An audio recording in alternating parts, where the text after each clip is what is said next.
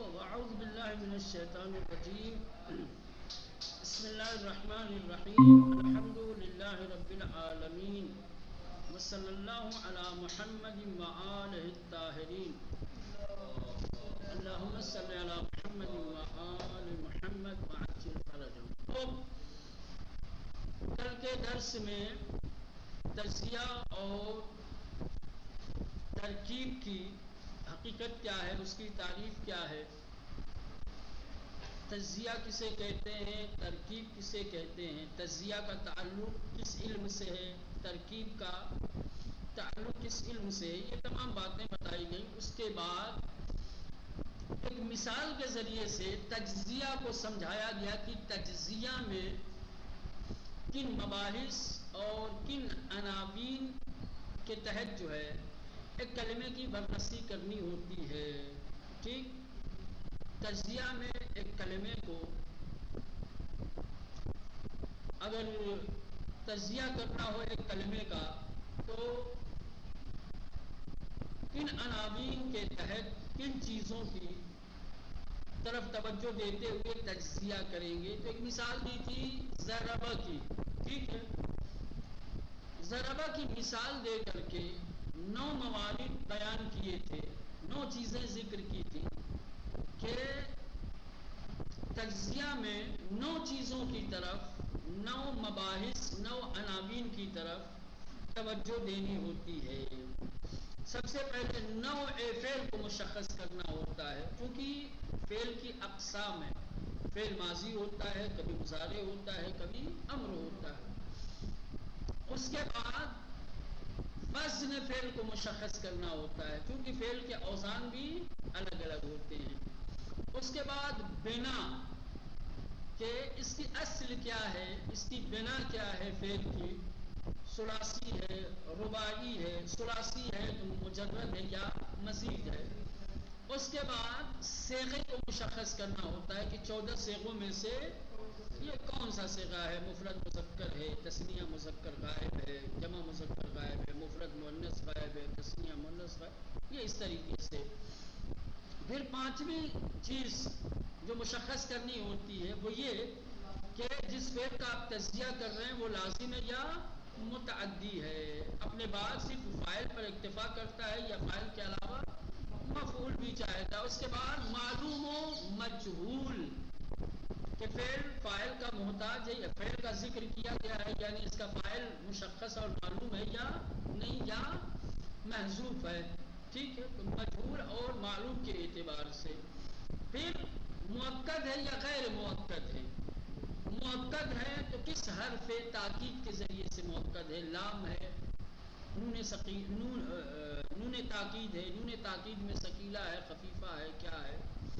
اس کے بعد صحیح اور غیر صحیح کے اعتبار سے دیکھا جاتا ہے کہ مشخص کیا جاتا ہے کہ صحیح ہے یا غیر صحیح. غیر صحیح ہے تو کیا ہے، معتل ہے، محموز ہے، مضاعف ہے. معتل ہے تو معتل الفا ہے، عین ہے، لام ہے، کیا ہے. ٹھیک ہے، لفیف ہے تو لفیف ہے، مفروق ہے، مقرون ہے. یہ تمام. اس کے بعد صرف متصرف اور غیر متصرف ہونے کے اعتبار سے اس کی گردانیں آتی ہیں یا نہیں آتی ہیں. یہ فعل جس کا تجزیہ کر رہے ہیں وہ متصرف ہے یا غیر متصرف ہے. ٹھیک، یہ 9 چیزیں ہیں کل، 9 عناوین ہیں جن عناوین کے تحت ایک کلمے کا تجزیہ کیا جاتا ہے. یہ 9 چیزیں مشخص ہونی چاہیے کسی بھی کلمے کے تجزیہ میں. اب بحث پہنچتی ہے ترکیب فعل. اگر کسی فعل کی ترکیب کرنی ہو تو کس طریقے سے کریں گے. ترکیب میں کن عناوین کو مشخص کرنا ہوتا ہے، کن موضوعات کو مشخص کرنا ہوتا ہے، یا کن عناوین اور کن موضوعات کے تحت کہ اس کے آئینے میں یا اس کے پس منظر میں کسی ایک کلمے کی ترکیب کرنی ہوتی ہے. ٹھیک، یہاں پر بھی ترکیب فعل کو سمجھانے کے لیے ایک مثال، وہی مثال، ٹھیک، ضربہ والی. کل فعل ضربہ کا تجزیہ کا طریقہ بتایا تھا، آج کلمہ ضربہ کی ترکیب کا طریقہ آپ کو بتائیں گے. تو یہاں پر بھی مثال دی ہے ترکیب میں فعل میں ضربہ کی. تو اب چونکہ ترکیب کرنی ہے تو ترکیب میں سب سے پہلے اس کے معرب یا مبنی ہونے کے دونوں کو اگر ایک ساتھ دیں یا پھر آپ معرب ہے تو معرب کی کون سی قسم ہے؟ معرب ہے تو چونکہ معرب کے اقسام ہیں جو 6-7 قسمیں ہیں معرب کی، ٹھیک، اس میں سے کون قسم ہے یہ؟ آپ نے نحو پڑھی ہوگی مبادی کی جلد اول یا دوم، یا ہدایہ پڑھی ہوگی یا سمدیہ پڑھی ہوگی، ہے نا؟ اعراب کی کتنی قسمیں بتائی ہیں؟ معرب کی کتنی قسمیں بتائی ہیں؟ اعراب کی ہے نا؟ تو ان میں سے کون سی قسم ہے جس میں اس میں صحیح تھا؟ ٹھیک ہے، کیا نام ہے آپ کے، اس میں مقصور تھا، اس میں منقوص تھا، وغیرہ وغیرہ. ایسا میں کرنا ہوا تو ویسے آپ کے ذہن میں ہوگی. ٹھیک ہے، ہاں. تو یہ مشخص کرنا ہے کہ یہ معرب ہے یا مبنی ہے. اگر معرب ہے تو کون سا معرب ہے، معرب کی کس قسم سے یہ تعلق، سبب اعراب کیا ہے، اعراب کا سبب کیا ہے، ٹھیک، یہ مشخص کرنا ہے. دوسرے مبنی، ٹھیک، اگر مبنی ہے تو آپ کہیں گے اس مثال میں جو ضربہ دیا ہوا ہے، ضربہ کیا ہے، فعل ماضی ہے. فعل ماضی کیا ہوتا ہے، معرب یا مبنی؟ مبنی. تو معرب والے کالم خالی رہے گا آپ کا کیونکہ معرب ہے نہیں. مبنی میں آپ کو مشخص کرنا ہوگا، لکھیں گے کہ آپ مبنی ہے. اب یہ کس چیز پر مبنی ہے؟ فعل ماضی مبنی بر فتح ہوتا ہے تو آپ دوسرے کالم میں لکھیے مبنی بر فتح یا اس کے سامنے. اور اس کے بعد پھر مبنی بر فتح ہے تو اس کا فتحہ ظاہری ہے یا مقدر ہے، اس کو مشخص کرنا ہے کہ اعراب ظاہری رکھتا ہے یہ کلمہ یا اعراب مقدر رکھتا ہے، محل اعراب رکھتا ہے یا نہیں، یا ظاہر ہے.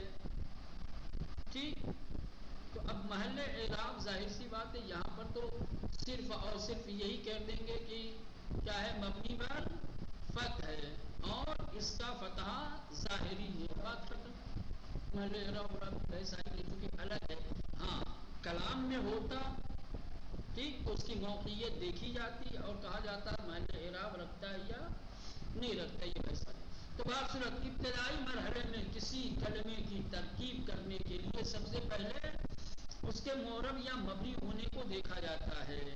یہ معین کیا جاتا ہے کہ جس کلمے کی ہم ترکیب کر رہے ہیں وہ معرب ہے یا مبنی ہے. اگر معرب ہے تو معرب کی کون سی قسم ہے، سبب اعراب کیا ہے، مبنی اگر ہے تو مبنی کس حرکت کے اوپر ہے، ٹھیک، اور پھر اس کا اعراب ظاہری ہے یا مقدر ہے، اس کا یہاں پر ظاہر ہے. ٹھیک، یہ تو فعل کی ترکیب تھی مولانا. فعل کی ترکیب میں زیادہ کچھ نہیں کرنا پڑتا، فعل کا تجزیہ کرنا پڑتا ہے. ترکیب فعل میں بہت زیادہ زحمت کرنے کی ضرورت نہیں ہوتی ہے. ترکیب فعل میں صرف اس کے اعراب و بنا کو دیکھا جاتا ہے، بات ختم. ٹھیک ہے مولانا. اب اسی اعراب و بنا میں جو کچھ جزئی چیزیں آتی ہیں کہ معرب کی کون سی قسم ہے، اعراب ظاہری ہے یا مقدر ہے، یہ دیکھنا، یا سبب اعراب کیا ہے، بس یہ سب چیزیں دیکھی جاتی ہیں. اسم کی ترکیب کی مثال آپ دیں گے اور کسی اسم کی ترکیب کرنی ہو تو اسم کی ترکیب میں کن مراحل سے آپ کو گزرنا پڑے گا، کن عناوین کے آئینے میں آپ کو ترکیب کرنی پڑے گی، اس کی روش، اس کا طریقہ کیا ہوگا، وہ اب بتا رہے ہیں یہاں سے. جیسے احمد یہاں مثال دیا ہوا ہے، کیا ہے، اسم کی مثال میں احمد دیا ہوا ہے. تو چونکہ اب یہ اسم ہے، فعلی کی طرح اسم میں بھی اسم کی بنا ہوتی ہے. پہلی چیز اسم میں کیا ہے مولانا؟ بنا دیکھنی ہوگی کہ ثلاثی ہے یا رباعی ہے یا خماسی ہے، کیونکہ اسم خماسی بھی ہوتا ہے.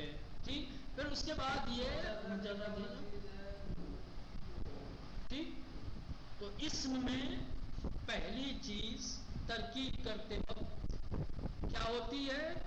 اس کی بنا کو دیکھا جاتا ہے، بنا مشخص کی جاتی ہے. پھر اس کا وزن دیکھا جاتا ہے، چونکہ جس طریقے سے فعل کے اوزان ہیں اسی طریقے سے اسم کے بھی 10 اوزان ہیں. یاد ہے؟ بھول گئے.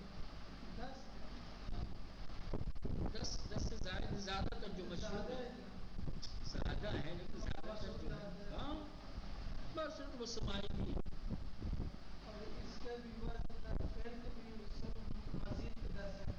ہاں چلے بات سنا. تو وزن مشخص کرنا ہوتا ہے. احمد بر وزن افعل. ٹھیک، یہ وزن مشخص ہو گیا. اب وزن کے بعد کیا ہے؟ اس کے افراد و تثنیہ و جمع کو مشخص کرنا ہوتا ہے. جس کلمے کی آپ ترکیب کر رہے ہیں وہ کلمہ مفرد ہے، تثنیہ ہے یا جمع ہے. اس کے بعد اسی کے ساتھ ساتھ کیا ہے مولانا؟ جمع ہے تو کون سا جمع ہے؟ جمع مذکر سالم ہے، جمع مؤنث سالم ہے. پھر اس میں کیا ہے؟ ہاں مکسر ہے، غیر مکسر ہے. تو یہاں پر افعل کیا ہے؟ احمد بر وزن افعل یہ کیا ہے؟ مفرد ہے. جمع ہی نہیں ہے کہ آپ جمع سالم یا جمع تقسیم کے اعتبار سے اس کو مشخص کرے. جمع ہوتا تو پھر معین کرنا پڑتا کہ جمع کی کس قسم سے ہے یہ. ٹھیک، یہ ہو گیا. تو یہ ہو گیا آپ کے اس میں بنا والے میں تھا. احمد کیا ہے؟ ثلاثی مزید فی ہے، حمد سے بنا ہے. کس سے بنا ہے؟ حمد ہے. تو احمد کیا ہو گیا؟ ثلاثی مزید ہو گیا. وزن اس کا افعال ہو گیا.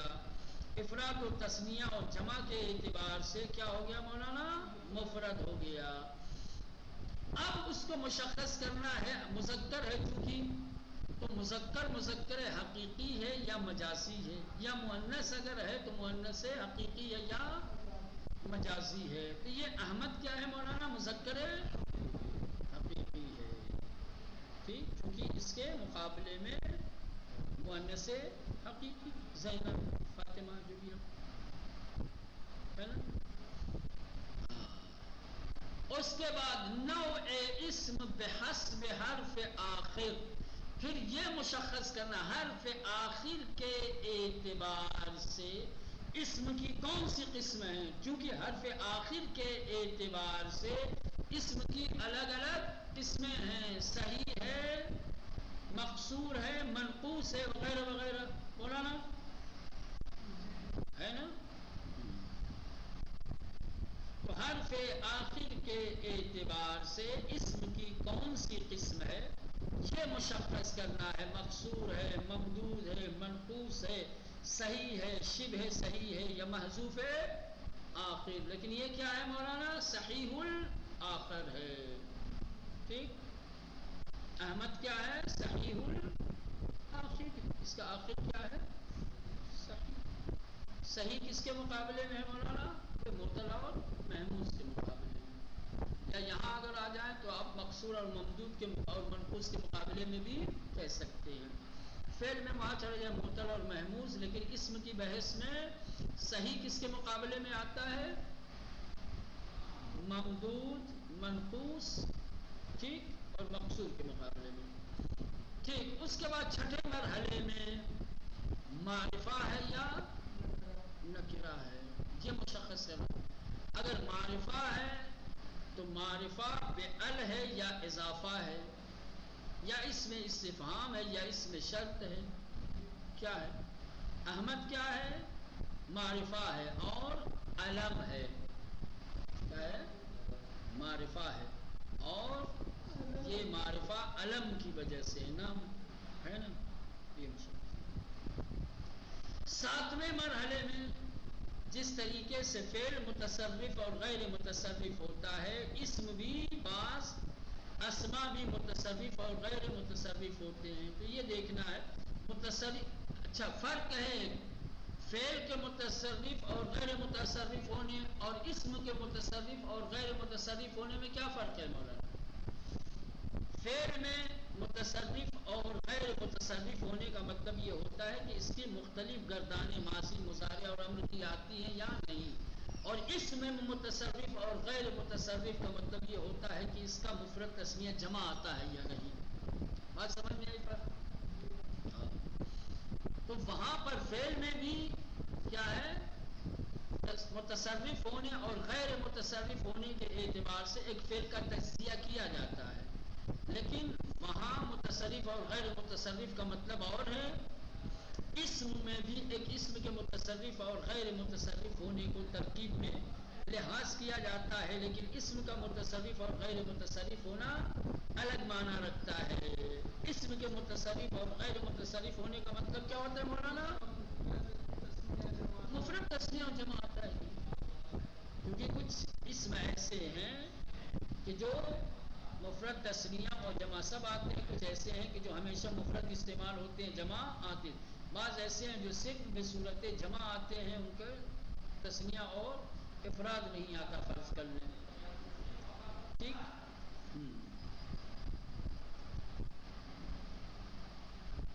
یہ کیا ہے؟ احمد متصرف ہے کیونکہ اس کا تسنیہ اور جمع ہے. احمد، احمدان، احمدون، ٹھیک.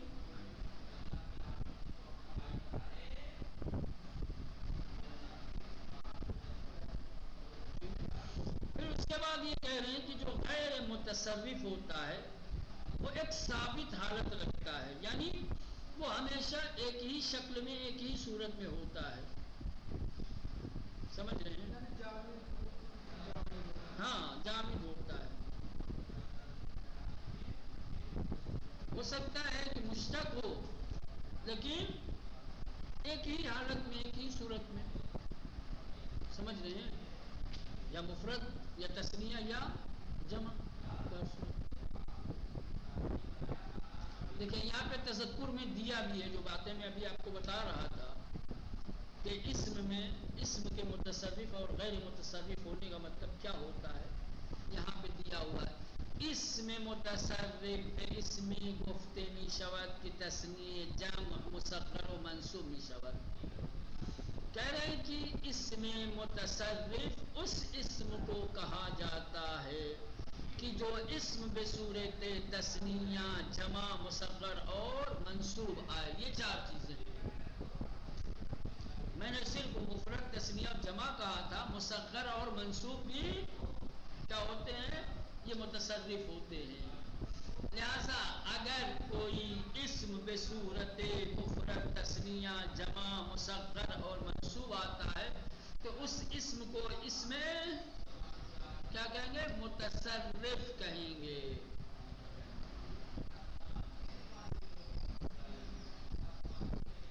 جامد کی شامل اسم جنس جامد، علم، منصوب، مصدر مجرد، مصغر، جامد، یہ تمام چیزیں ہوتی ہیں جامد. جامد میں اسم جنس جامد شامل ہوتا ہے، علم وہ بھی جامد ہوتا ہے، منصوب یہ بھی جامد ہوتا ہے، مصدر مجرد یہ بھی، مصغر یہ بھی جامد ہوتا ہے. جامد لیکن یہ احمد جو ہے وہ کیا ہے مولانا؟ جامد ہے. احمد کیا ہے؟ احمد جامد ایک مشتق ہے، حمدہ سے میں لیا گیا ہے. حمدہ سے میں لیا گیا ہے تو یہ مشتق لیا گیا ہے، لیکن چونکہ یہ علم ہے اور علم کیا ہوتا ہے؟ جامد ہوتا ہے، تو اس لیے علم کی بنیاد پر اس کو جامد. اگر آپ اس کو صرف میں لے جائیں گے، صرف میں لے جائیں گے تو آپ کی بات صحیح ہے. صرف کی اصطلاح میں احمد مشتق ہے، لیکن نحو کی اصطلاح میں مولانا چونکہ علم ہے اس لیے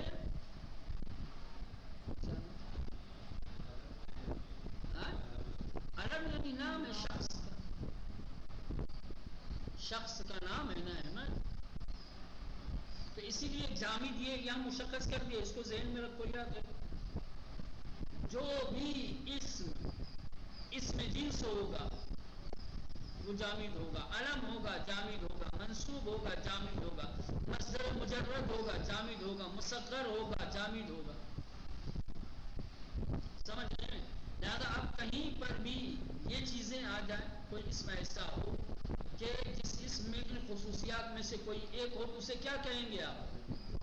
جامد کہیں گے۔ اور یہ جامد متصرف کے مقابلے میں آتا ہے، کس کے مقابلے میں؟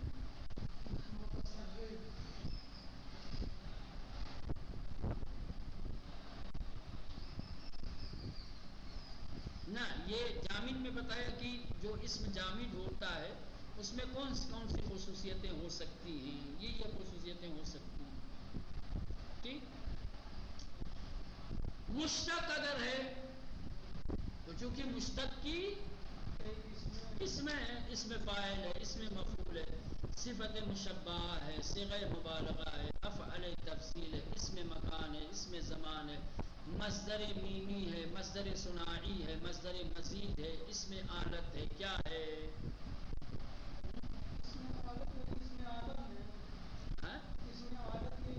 ہاں بھائی اسم آلت، مصدر صنع یعنی بھائی مصدر صناعی جو میم لگا کر کے بنائے جاتے ہیں،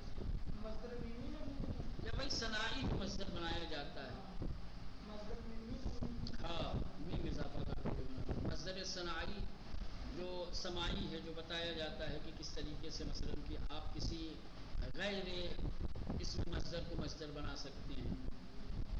چلے بات صورت تو یہ ہو گیا آپ کے مشتق میں، ٹھیک۔ تو دیکھیں یہاں نہیں دیا ہوا ہے کہ احمد مشتق ہے، کیوں احمد کو مشتق نہیں دیا ہے؟ خالی اس کی وجہ سے ختم۔ 8ویں مرحلے میں یہ مشخص کرنا ہوتا ہے کہ جس کلمے کی آپ ترکیب کر رہے ہیں وہ صفت ہے یا موصوف ہے، کیونکہ اسم یا موصوف ہوتا ہے یا صفت۔ تو یہاں پر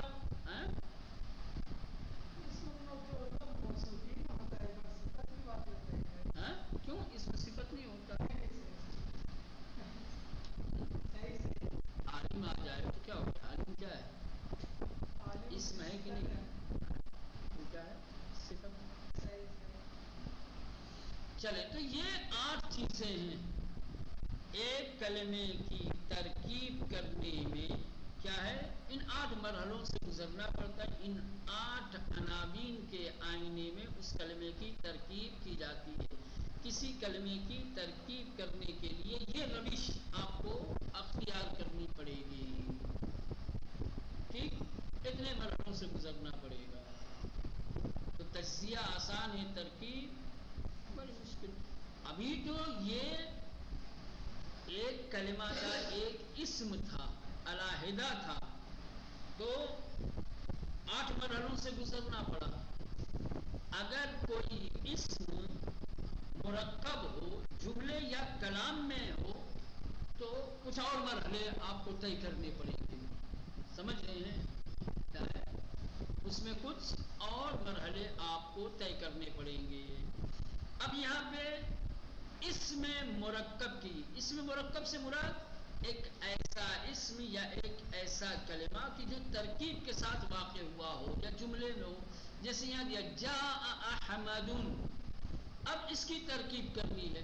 پہلے مرحلے میں فعل کی علیحدہ طریقے سے بصورت مفرد کیسے تجزیہ کرنا ہے وہ طریقہ بتایا، پھر ایک اسم کی بصورت مفرد کیسے ترکیب کرنی ہے وہ بتا دیا۔ اب ترکیب میں اسم اور فعل کا تجزیہ اور ترکیب کیسے کیا جائے گا یہ بتانا ہے۔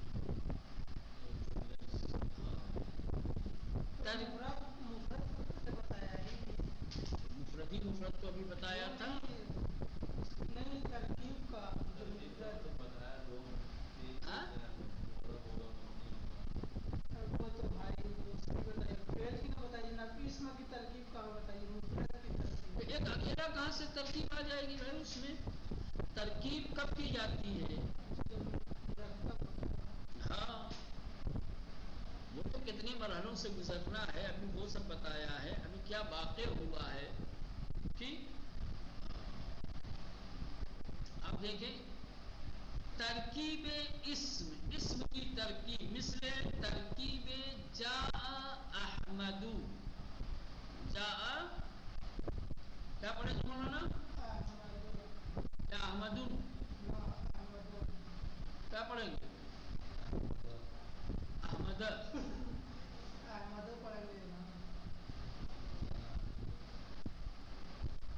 پڑھیں تو جیسے پڑھیں جاء زید، تو جاء احمد کیوں نہیں پڑھ سکتے؟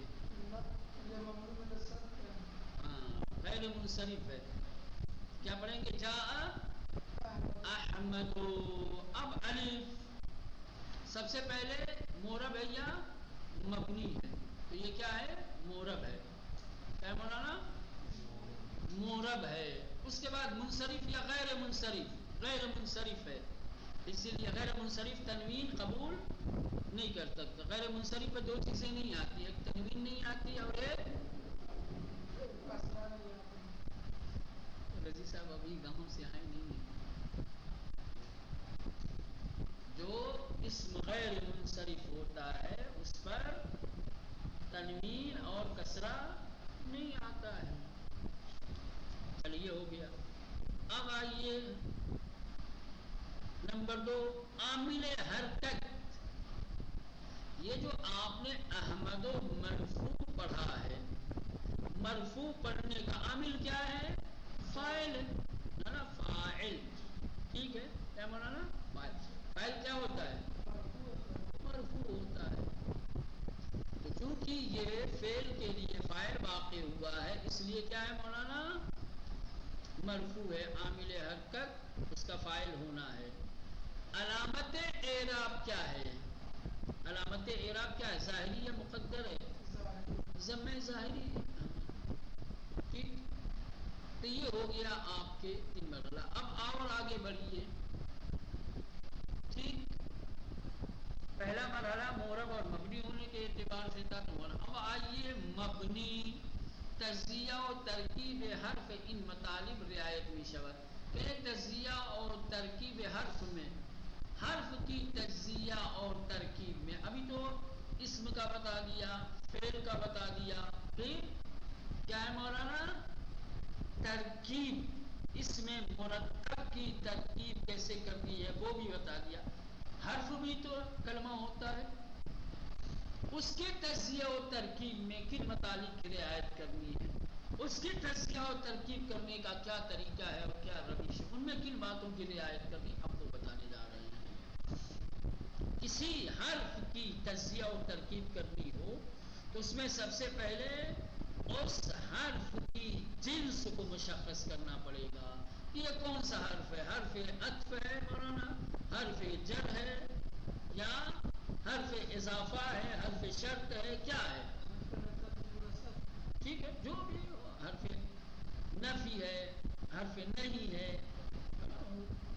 حروف کی مختلف اقسام ہیں. تو جنس آن اس کی جنس کو مشخص اور معین کرے گا. آیا حرف یا عطف یا کون سا ہے یہ؟ اس کے بعد حرف کا متعلق ہے یا نہیں؟ متعلق ہے تو ظاہر ہے یا محذوف ہے؟ متعلق آن اس حرف کا متعلق ظاہر ہے یا محذوف؟ ٹھیک. حذف ہے تو حذف مطلق ہے یا مقید وغیرہ وغیرہ. یعنی دائم الحذف ہے، لازم الحذف ہے یا نہ لازم الحذف نہیں ہے، جو بھی ہوگا صورت یہ مشخص کرنا پڑے گا آپ کو. کیونکہ ہر حرف ایک متعلق چاہتا ہے، اور متعلق کبھی کلام میں مذکور ہوتا ہے، کبھی محذوف ہوتا ہے، اور جو محذوف ہوتا ہے وہ کبھی دائم الحذف ہوتا ہے، کبھی دائم الحذف نہیں ہوتا. یہ تمام چیزیں مشخص کرنی پڑیں گی. اس کے بعد تیسری چیز معرب اور مبنی ہونے کے اعتبار سے تو حروف کے سلسلے میں آپ جانتے ہیں کہ حروف جتنے بھی ہیں وہ سارے کے سارے کیا ہیں؟ مبنی ہیں. تو بات صورت یہ مشخص ہو جائے گا مبنی ہے. ٹھیک. تو یہ حرف کی تجزیہ اور ترکیب میں ان تین چیزوں کا خیال کرنا پڑے گا، ان تین چیزوں کا لحاظ کرنا پڑے گا کہ حرف کی جنسیت کو مشخص کرنا پڑے گا کہ یہ کون سا حرف ہے، اس حرف کا کس جنس سے تعلق ہے، پھر اس کے متعلق کو مشخص اور معین کرنا پڑے گا. حرف کی سب تجزیہ ترکیب کرنے میں کیسے پتہ چلے گا اس کی تجزیہ کا کام ہے ترکیب کا کام ہے؟